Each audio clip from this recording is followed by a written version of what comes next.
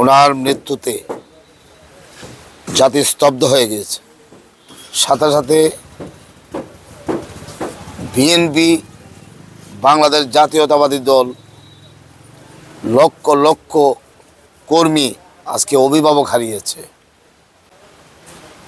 হারিয়েছে এই জাতির গণতন্ত্রের মাতাকে, হারিয়েছে আপসহীন নেত্রীকে।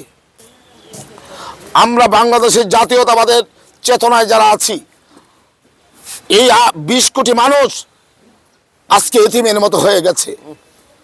এই সংবাদটি ছড়িয়ে পড়ার পর লক্ষ লক্ষ কোটি কোটি মানুষ আজকে স্তব্ধ হয়ে গেছে, জাতি স্তব্ধ হয়ে গেছে। আজকের এই গণতন্ত্র পুনরুদ্ধারের যে যাত্রা শুরু হয়েছিল 5ই আগস্টের পরে, আজকে উনি এটার সুফল উনি দেখে যেতে পারেন নাই। আমরা জাতি, দল, মত নির্বিশেষে ওনার জন্য দোয়া করছি এবং এই জাতি সারা জীবন, যুগ যুগ, হাজার বছর ওনাকে স্মরণ করবে। গণতন্ত্রের একমাত্র মাদার অফ ডেমোক্রেসি যাকে বলে, দেশনেত্রী বেগম খালেদা জিয়াকে বলে, এবং জাতি তাকে স্মরণ করবে। টানা তৃতীয়বার অর্জন করেছে দেশের সেরা সুপার ব্র্যান্ড স্বীকৃতি বসুন্ধরা টিস্যু। বেগম খালেদা জিয়া মুখে কোনোদিন মিথ্যা কথা শুনি নাই।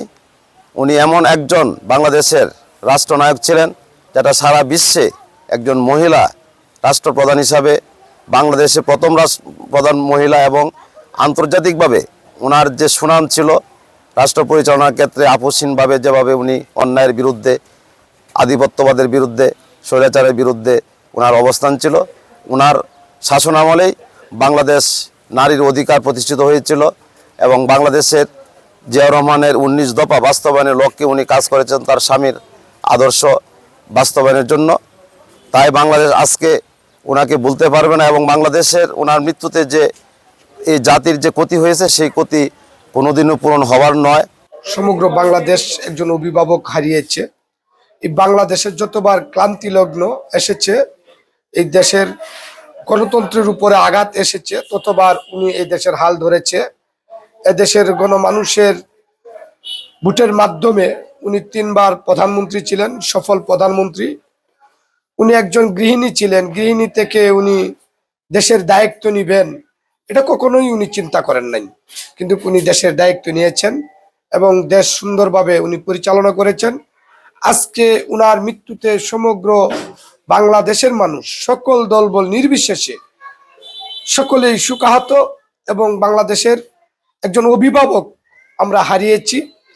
আমরা মহান সৃষ্টিকর্তার কাছে প্রার্থনা করি, মহান সৃষ্টিকর্তা যেন উনাকে বেহেশতের মুকাম দান করেন এবং আগামী দিনে উনার সুযোগ্য পুত্র জনাব তারেক জিয়ার নেতৃত্বে আমরা দেশ যেন ঐক্যবদ্ধ থাকে, সেই প্রত্যাশা আমরা রাখি।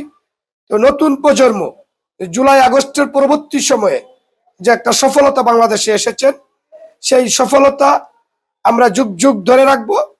তবে নতুন প্রজন্ম আগামী 1000 বছর পর্যন্ত পৃথিবী যতদিন থাকবে, যদি অনুসরণ করে, তাহলে দেশনেত্রী বেগম খালেদা জিয়াকে অনুসরণ করলেই এই গণতন্ত্র সঠিকভাবে থাকবে।